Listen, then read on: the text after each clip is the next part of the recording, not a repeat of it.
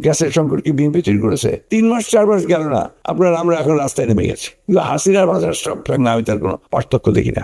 একদম প্যাসেজ ভাষায় 5 বছর দিতে দেবো না, আগেই শেষ করে দেবো। দেশের মানুষ যেভাবে, বৃহত্তর জনগোষ্ঠী যেভাবে চাইবে সেইভাবে দেশটাকে পরিচালনা করা, এবং সেটা একটা রুল বেসড নিয়মের মধ্য দিয়ে চলা। ঠিক উল্টোটা হয়েছে। শেখ মুজিবুর রহমান সাহেব আওয়ামীকে নিয়ে এই দেশে একটা চরম দুঃশাসন, গণতন্ত্র বিরোধী একটা স্বৈরাচারী শাসন চালিয়ে গেছে। আমরা যারা গণতন্ত্রের জন্য কাজ করছি, গণতন্ত্রের জন্য লড়াই করছি, সংগ্রাম করছি, 3 মাস 4 মাস গেল না, আমরা এখন রাস্তায় নেমে গেছি।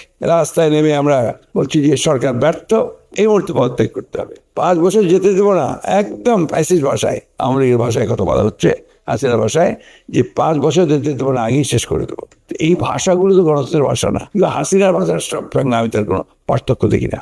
গ্যাসের সংকট হচ্ছে, গ্যাসের সংকট কি বিএনপি তৈরি করেছে? লাস্ট গভর্নমেন্ট একটা এক্সপ্লোরেশন করে নাই, একটা আপনার এক্সপ্লোরেশন দিয়ে যায় নাই। এবং যে সিস্টেম তৈরি করেছিল যে ইম্পোর্ট ছাড়া আর কোনো কিছু করা যাবে না, ওটা ইকোনমিটাকে সেভাবে তৈরি করেছিল।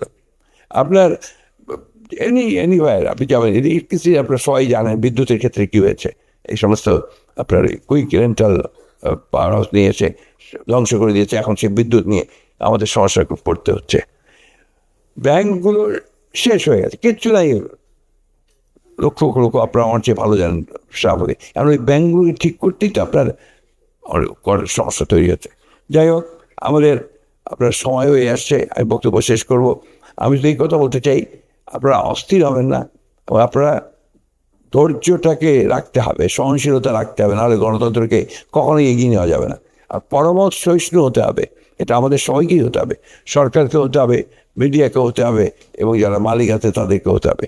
এই বিষয়গুলোকে সামনে রেখে আসুন, সামনের দিনগুলোতে আমি বিশ্বাস করি যে আমাদের নেতা তারেক রহমান সাহেব, তিনি যেভাবে চিন্তা ভাবনা করে এগোচ্ছেন, কাজ করছেন, আমরা যদি সময় নিয়ে ধৈর্য ধরে তার সঙ্গে কাজ করি, ধৈর্য কথাটা খুব ইম্পর্টেন্ট আছে এখানে।